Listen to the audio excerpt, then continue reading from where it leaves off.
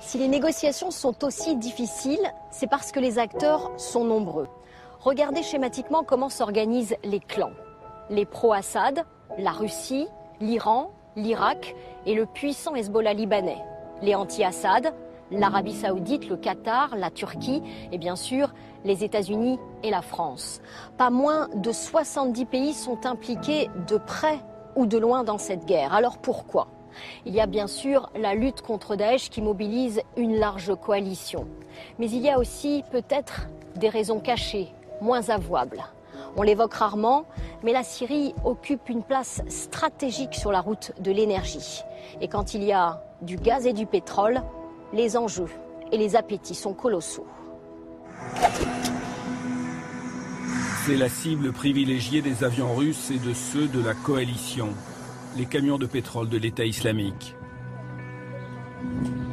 Une contrebande d'or noir vers la Turquie qui rapporterait à Daesh 1,5 million de dollars par jour. Avec ces images, le monde entier a découvert que la Syrie est un État producteur de pétrole. Ses réserves sont bien moindres que celles de ses puissants voisins, mais sa position géographique en fait un acteur stratégique pour le pétrole, comme pour le gaz.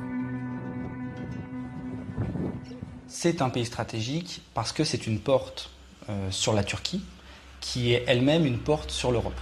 C'est-à-dire que la Syrie est l'étape quasiment indispensable pour les pays du Moyen-Orient qui veulent exporter leur gaz naturel notamment vers la zone européenne, donc le marché européen. La Syrie occupe au Proche-Orient une situation unique au croisement de plusieurs gisements d'hydrocarbures. En 2009, à l'occasion d'un forum en Turquie, le président syrien dévoile la stratégie des 4 mers. La Syrie se rêve incontournable sur le marché de l'énergie. Nous faisons le lien entre la Méditerranée, la mer Caspienne, la mer Noire et le Golfe. Quand nous connectons ces 4 mers, nous ne sommes pas seulement importants au Moyen-Orient, nous devenons le centre du monde.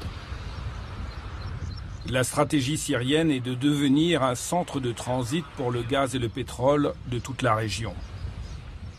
Bachar el-Assad multiplie les voyages diplomatiques pour vendre son idée à tous les pays qui pourraient être intéressés. Arabie Saoudite, Turquie, Iran, Irak et bien sûr le Qatar. Dès 2009, le Qatar propose de lancer un gazoduc. Partant de son immense champ gazier de North Dome, il traverserait l'Arabie Saoudite, la Jordanie et la Syrie pour aller en Turquie alimenter le marché européen. Mais à la même période, un autre projet de gazoduc est envisagé avec l'Iran. L'Islamic Gas Pipeline partirait d'Iran pour traverser l'Irak et accéder à la mer en Syrie. À la clé, l'exportation de gaz vers l'Europe à partir du littoral syrien. En juillet 2011, Damas choisit ce projet et signe avec Téhéran. Un choix qui change la donne régionale. L'Islamic Gas Pipeline va permettre d'exporter le gaz iranien sans avoir à passer par la Turquie. Aux grandes dames des autorités turques.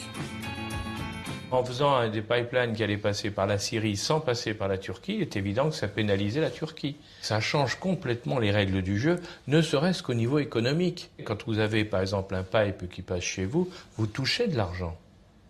Donc ça rapporte de l'argent. À 49 $. Si la Turquie s'estime logiquement lésée, selon Alain Juillet, d'autres pays voient carrément rouge.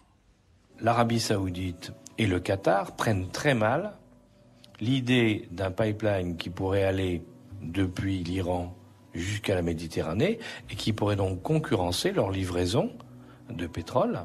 Ils vont dire, mais dans le fond, le problème c'est Bachar, donc il faut renverser Bachar. Coïncidence ou pas, c'est à partir de l'été 2011, après le choix du pipeline iranien, que la rébellion syrienne voit l'aide étrangère s'accroître. Elle monte en puissance et les combats s'intensifient.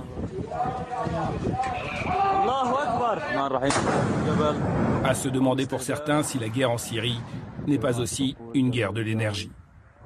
Quand on voit aujourd'hui les alliances entre ceux qui soutiennent le gouvernement syrien et ceux qui y sont opposés, il y a une certaine corrélation avec les enjeux énergétiques.